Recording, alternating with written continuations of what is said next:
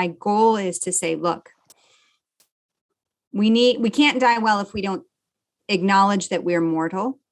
So sort of step number one is thinking about one's finitude, not in isolation, because no one dies well in isolation, but in the context of community. Community may be family. It doesn't have to be. So sort of that piece of it. Then it ranges from everything of how do you think about engaging healthcare?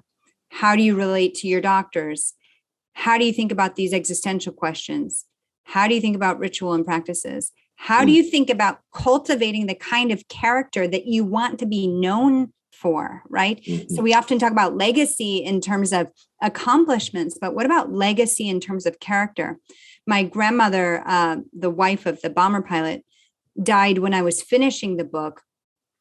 And she really embodied the most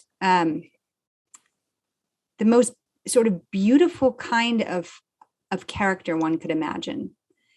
And I remember being struck by what a loss that is to the world, because such a beautiful character.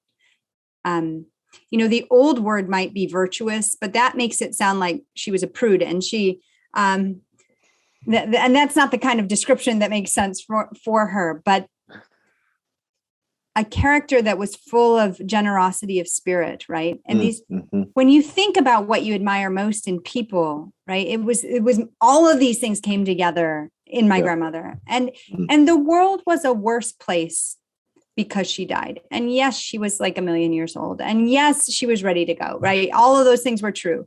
It was not a tragic death, but the world was a worse place because we lost her character, who she was as a person. And I think we need to give attention to that. What sort of character do we want to be? What is our legacy of character that we're leaving for the next generation?